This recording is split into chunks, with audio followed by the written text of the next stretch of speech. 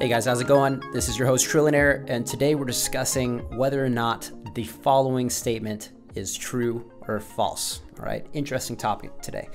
So check it out. When banks began storing all of our money, the bankers became the most powerful people in the world. When the protocols store all our money, the programmers will become the most powerful people in the world. True or false? It's interesting. Interesting topic here. It's not that simple, in my opinion. I'd love to hear your opinion in the comments below, by the way, so stay tuned. In my opinion, it's not that simple because in cryptocurrency, there are developers, investors, and sometimes miners, okay? Not quite the same as a bank. They don't have miners in banks. Of course, they have investors in banks. You can buy different stocks of Wells Fargo or Chase, whatever you want to. And of course, there's developers, but the developers aren't the ones who made the banks in the first place, okay? In cryptocurrency, it's a little bit different. Many times, the founders of a particular cryptocurrency could very well be the developers, okay?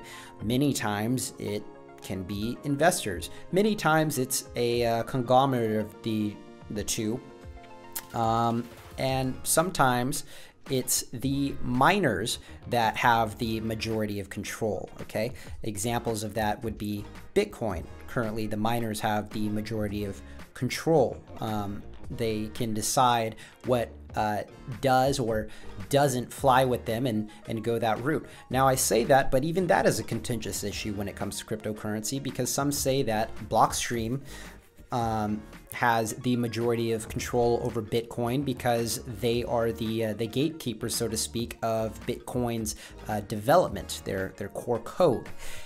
So although they are the ones developing the code going forth so that Bitcoin continues to evolve and improve, it's true that companies like Bitmain, who have the majority of the hashing power of Bitcoin, the ASICs, they seem to have the majority of control, can decide to go one way or the other. And if the majority of miners agree with them, the other mining groups, that is, agree with the main mining group, and they get a consensus of, I forget exactly what it is. I think it's 50% off the top of my head, over 50%, 51%, let's say. Then they can go ahead and hard fork the cryptocurrency. Now, there's several other ways, but nevertheless, I'm diverging off the main topic. Point is, miners have a substantial amount of power as well, especially when they can all come together under one one particular change for it, okay? They can move Bitcoin one way or the other. This is called forking, okay? So it's the developers who are coming up with this code or might generate the code in the first place. It's the miners who can decide which way they'd like to take the particular code, and the name goes along with it. Okay, it's the investors who might invest in a particular cryptocurrency, employing the developers, but not really giving them the majority of the particular asset that it is that they're developing. And those investors then have the majority of the asset and can essentially pay the developers or do essentially pay the developers, tell them what they would like to happen, and the developers go ahead and make that happen. Okay. So instead of with Bitcoin, where mining power, hashing power is extremely important, there is another method that's proof of work with Bitcoin, the hashing power, the mining power, that takes a substantial amount of computer energy and actual energy from the world, coming from dams and all sorts of electricity generating fields. That takes a substantial amount of power. Instead of proof of work, you have another sort of cryptocurrency called proof of stake. Examples of this include OMG, NEO, Lisk, and the list goes on. There's several of these different cryptocurrencies that go by POS, proof of stake. And with proof of stake, there are no miners. I mean, sometimes they can have a I forget the term here, but essentially they can have both proof of work and proof of stake, and that's what Ethereum will be for a time.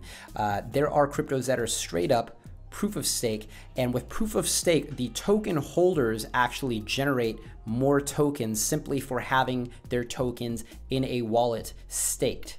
Okay, an example of this would be NEO, where you generate gas simply by having your NEO inside of the Neon wallet. Okay, and you can keep that safe, stored on your hardware device if you so chose. And basically that just allows the cryptocurrency to come back and check in and say, oh yeah, okay, they have their cryptocurrency here, and you get a portion of cryptocurrency just for having it staked.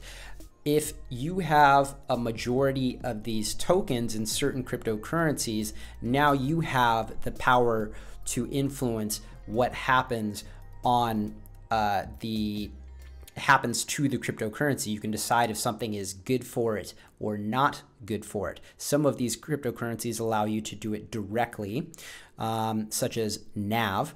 Other cryptocurrencies allow you to delegate your power to a group of other people who have delegated their power, and essentially somebody with a lot of this cryptocurrency that has been delegated to them, talking specifically about Lisk, they essentially get to decide if something is good or not good.